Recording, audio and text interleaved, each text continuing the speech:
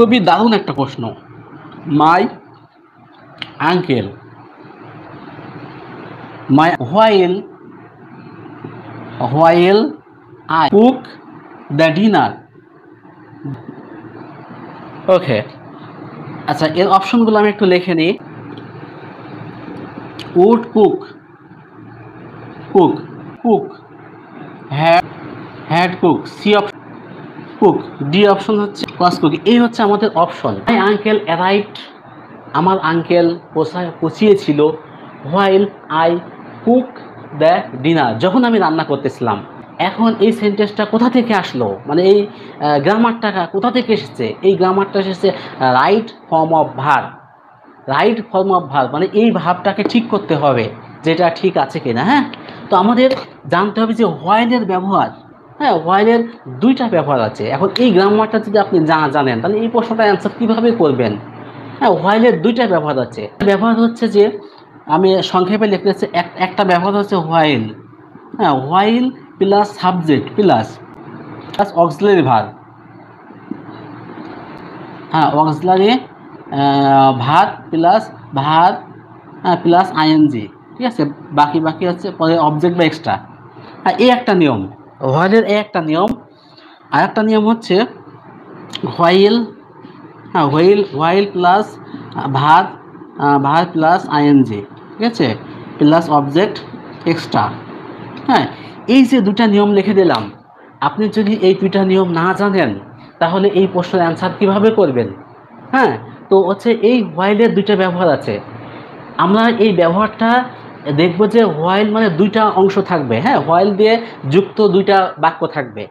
হ্যাঁ, এখন আমরা যেহেতু হোয়াইলের কাছাকাছি গ্যাপ আছে, হোয়াইলের কাছাকাছি কি আছে, বাক্যটাকে ঠিক করতে হবে। তাহলে আমরা দেখব যে মিলাবো, হোয়াইলের পরে সাবজেক্ট, তাহলে আমাদের এইটার সাথে মিলছে। ঠিক আছে, হোয়াইলের পরে কি আছে, সাবজেক্ট আছে, তাহলে এইটার সাথে মিলছে। এখন অক্সিলারি ভার্ব প্লাস আইএনজি, এইটা অ্যান্সার হবে। হ্যাঁ, এইটা অ্যান্সার হবে অক্সিলারি ভার্ব প্লাস আইএনজি। তার মানে কি আমাদের একটা অক্সিলারি ভার্ব হতে হবে, তার সাথে কি আইএনজি যোগ হতে হবে।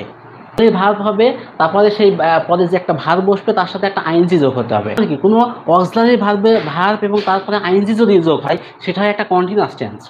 হ্যাঁ, কন্টিনিউয়াস মানে কি চলমান। চলমানটা কিভাবে হবে? অক্সিলারি ভার্ব প্লাস তার সাথে আর একটা যদি আইএনজি যোগ হয়। ঠিক আছে, I am going to school, reading a book, এগুলো কি কন্টিনিউয়াস টেন্স। হ্যাঁ, চলমান ঘটনাই হচ্ছে কন্টিনিউয়াস। তাহলে এটা হচ্ছে কন্টিনিউয়াস ফর্ম। এখন ডিপেন্ড করবে যে এই কন্টিনিউয়াস তো আমরা বিভিন্নভাবে হতে পারে। কন্টিনিউয়াস যেমন হতে পারে, এইভাবে হতে পারে, এম, ইজ, আর, হ্যাঁ, প্লাস ভার্ব প্লাস আইএনজি, এই একটা কন্টিনিউয়াস হতে পারে। তারপরে হতে পারে was were plus verb plus ING. ঠিক আছে, আমরা এই দুটাই ধরলাম। আর কন্টিনিউয়াসের ক্ষেত্রেও আছে। এখন এই am is are plus verb plus ING এই কন্টিনিউয়াস বসবে, না was were plus verb plus ING এই কন্টিনিউয়াস বসবে? এটা কিন্তু প্যাচ লাগবে। এখন এটা ডিপেন্ড করবে কার উপরে?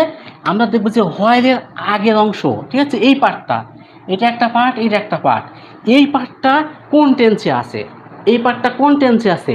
এইটা আছে অ্যারাইভড। এটা হচ্ছে কি ভার্ব টু। ঠিক আছে, ভার্ব টু মানে কোন tense? Past indefinite tense. Verb two মানে কি? Past indefinite tense. তাহলে পাস্ট ইনডিফিনাইট টেন্সের ক্ষেত্রে আমাদের কি আসবে? এম ইজ আর আসবে, না ওয়াজ ওয়ার আসবে? যখন আমরা পাস্ট ইনডিফিনাইট টেন্সের পরের অংশ যখন কন্টিনিউয়াস করব, তখন সেটার সাথে আসবে কি ওয়াজ বা ওয়ার। যেহেতু এখানে আই আছে, তাহলে এখানে ওয়াজ হবে। হ্যাঁ, ওয়াজ এবং ভার্বের সাথে আইন যায়, তাহলে এটা মিলছে এইটার সাথে, আমাদের এইটার সাথে মিলে গেল। আমাদের অ্যান্সার ওয়াজ কুকিং। আমরা কি বোঝাতে পেরেছি? হ্যাঁ, ইংরেজি কিন্তু খুবই মজা, যদি ভালোভাবে বুঝতে পারেন। তো আমরা এটা পেরে গেলাম। আর একটা জিনিস আপনারা মনে রাখবেন যে যদি কোনো সেন্টেন্সে দুইটা ক্লজ থাকে, ঠিক আছে, দুইটা ক্লজ থাকে, একটা ক্লজ কি হয়? পাস্ট হয়। হ্যাঁ, পরবর্তী আর একটা কতভাবে সিকুয়েন্স অফ টেন্স অনুযায়ী পাস্ট হওয়ার সম্ভাবনা বেশি। ঠিক আছে, এটা এই নিয়মের আর একটা অ্যান্সার আমরা পাবো আশা করি। আর অনেকগুলো প্রশ্ন আছে, যদি আমাদের এখানে আসে সেটার অ্যান্সার করব। আচ্ছা, তাহলে আমাদের অ্যান্সার এটা হচ্ছে না, এগুলো হচ্ছে না। হ্যাঁ, এগুলো ক্রস, এগুলো বাদ। হ্যাঁ, তো এখন হোয়াইলের 2 নম্বর নিয়মটা কি? হোয়াইলের 2 নম্বরটা হচ্ছে হোয়াইল তারপরে ভার্বের সাথে আইএনজি যোগ। এই সেম প্রশ্নটাই যদি এইভাবে থাকতো, সেম প্রশ্নটা রাইট হোয়াইল, এখানে আই দিল না, ঠিক আছে, এখানে আই দিল না, এইভাবে দিল, তখন কি হতো? হোয়াইল, ঠিক আছে, হোয়াইলের পরে কি আছে? ভার্ব আছে। এখানে দেখেন হোয়াইল প্লাস ভার্ব, হোয়াইলের পরে যদি ভার্ব থাকে তার সাথে কি করতে হবে? আইএনজি করতে হবে, তখন হচ্ছে এটার অ্যান্সার হতো কুকিং, ঠিক আছে, তখন অ্যান্সার হতো কি? কুকিং। তাহলে আমরা হচ্ছে হোয়াইলের 2টা ব্যবহার শিখে গেলাম।